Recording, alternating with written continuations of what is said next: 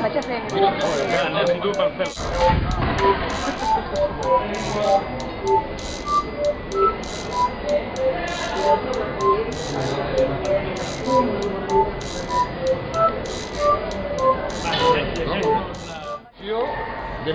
The Last Picture Show era una pel·lícula de Peter Bogdanovich feta el 1972 i ambientada en els anys 50, que transcorria en un llogarró semifictici de l'Amèrica profunda, un poblet de mala mort anomenat Anarene, amb tants pocs habitants que, de ben segur, n'hi hauria prou amb una sola urna perquè votés tot el cens electoral. Anarene, més tronada que els desapareguts platós exteriors d'Spluga City, curiosament desmantellats al mateix anys que Bogdanovich va rodar el seu film al comtat d'Archer, Texas.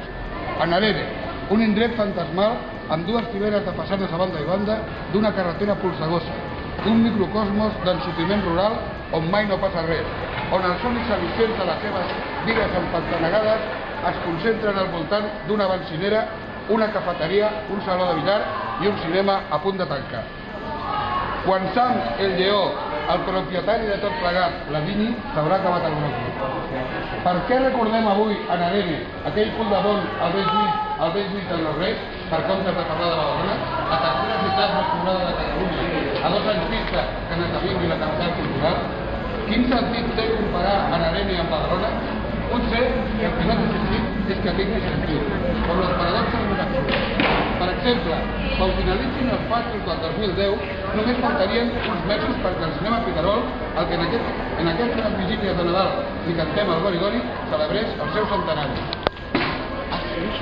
En els darrers anys hem viscut la progressiva suplantació no només dels cinemes, sinó de molts altres llocs emblemàtics de la quotidianitat local per franquícies. Podríem dir que mica en mica assistim impertèrrits a l'adveniment d'un règim franquicista. Ves per on la tan esbombada transició ha desembocat en el franquisme. Les cadenes de fast food o de pret-a-porter, els hipermercats, les grans superfícies ho engoleixen tot. No sembla que la crisi, ben real, però tan útil com a excusa per tantes altres coses, amenaci amb d'aturar aquest procés inexorable. No a Badalona, on els nous temples del lleure i el consum massiu proliferen com bolets de dimensions faraòniques. No sabem quan durarà la crisi, però no estem gaire segurs que deixi sense explicació lúdic els aficionats al bingo que van derrotar els aficionats del CTA a l'antic cinema britànic. És clar que el que ens deixem se'ns podria titllar de despatxar-se una mica. Fins i tot ens podrien cantar una versió actualitzada d'aquell film dels 80. El vídeo va matar a de la ràdio. Podrien donar la culpa a l'Emule, al YouTube, al Top Marca i a les crispetes al microones.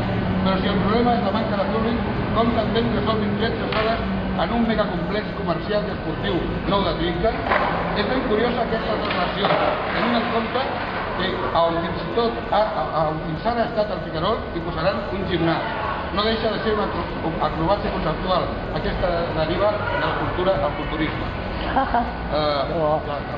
En tot cas, ja que ara són tan de moda aquests packs d'oci integral on es barregen sense maníac els circuits de minicars, l'hostaleria i les pantalles, potser no farà tant per assenyar deixant-ne com a mínim una de pantalla al centre, o fins i tot dues, només sia perquè els gimnastes puguin relaxar els músculs de tant en tant, i la resta del personal, la immensa minoria, encara que no s'hagi guanyat amb la suor del seu cos, puguin entrar directament a una saleta residual on es projecti alguna cosa més que blockbusters, com quan a la tele hi havia 2 canals, el primer i el UHF.